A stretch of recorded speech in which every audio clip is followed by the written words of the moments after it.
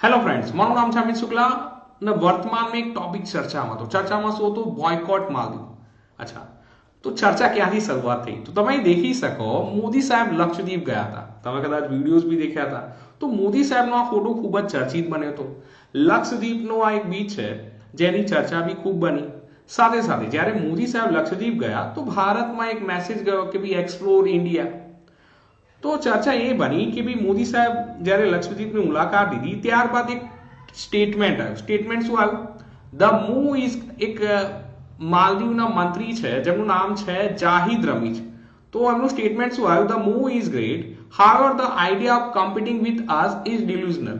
મતલબ કે ભાઈ જે તમે લક્ષદ્વીપને જે તમે તૈયાર કર્યું છે માલદીવની સમકક્ષ, તો ઘણી સારી વાત છે. ભાઈ આઈડિયા તમારો ઘણો સારો છે, બટ અમારી સાથે જે કોમ્પિટિશન કરવા જઈ રહ્યા છો એક વિચાર છે, એક સપનું છે. જે સર્વિસ અમે પ્રોવાઈડ કરી રહ્યા છે એ સર્વિસ તમે કેવી રીતના પ્રોવાઈડ કરશો, સાથે સાથે તમે સ્વચ્છતા કેવી રીતના જાળવી રાખશો. તો ચર્ચા આ બની. ઓકે, સેકન્ડ મુદ્દો એ બન્યો, સાથે સાથે ત્યાંના જે બીજા મંત્રીઓ છે તેમના દ્વારા મોદી સાહેબ વિશે આપત્તિજનક ટિપ્પણી કરવામાં આવી. અને જ્યારે આ પ્રકારની આપત્તિજનક ટિપ્પણી કરવામાં આવી તો ભારતભરમાં ચર્ચા શું બની? બોયકોટ માલદીવ્સ. અને જ્યારે બોયકોટ માલદીવ્સનો મુદ્દો બન્યો તો સાથે સાથે માલદીવ્સના એના અલગ અલગ જો વાત કે નુકસાન વેઠવા પડ્યા. જો નુકસાનની વાત કરીએ તો જ્યારે આ બોયકોટ માલદીવ ટ્રેન્ડ થયું તો અત્યાર સુધી માલદીવના 8,000થી વધુ જે હોટલ બુકિંગ્સ છે એ શું થઈ ચૂકી છે? કેન્સલ થઈ ચૂકી છે. શું થઈ ચૂકી છે? કેન્સલ. સાથે સાથે 2500થી વધુ ફ્લાઇટ, એ પણ જો વાત કરી 2500થી વધુ ફ્લાઇટ ટિકિટ કેન્સલ કરવામાં આવી છે. ને માલદીવના 3 નેતાઓને સસ્પેન્ડ કરવામાં આવ્યા છે. ક્યારે? જ્યારે માલદીવમાંથી આ પ્રકારની ટિપ્પણી કરવામાં આવી મોદી સાહેબ પર. અચ્છા, સાથે સાથે એક મુદ્દો બીજો બી કનેક્ટ કરી. સર, આ માલદીવ અને લક્ષદ્વીપની કહાની શું છે? દેખો, માલદીવ શેના માટે જાણીતું છે? તો માલદીવ પોતાના બીચીસ માટે જાણીતું છે. ત્યાં આગળ કોરલ રીફ મળે છે. સાથે સાથે ત્યાંના જે વોટર વિલાસ છે એ દુનિયાભરમાં પ્રસિદ્ધ છે, જેના કારણે માલદીવ્સની મોટા પ્રમાણમાં ટુરિઝમ, মানে કે જે વિદેશી યાત્રીઓ છે ભારતથી મોટા પ્રમાણમાં લોકો માલદીવ વિઝિટ કરતા.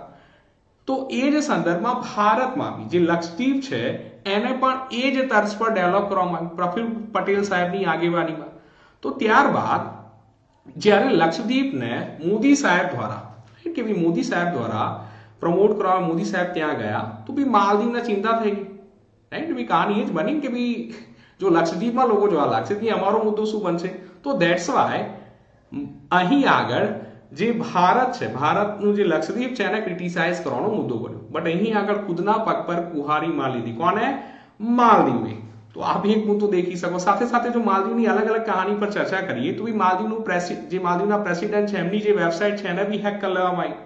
રાઈટ? ભારતે કરી નહીં કરી અલગ મુદ્દો છે, બટ હા ચર્ચા આવી છે.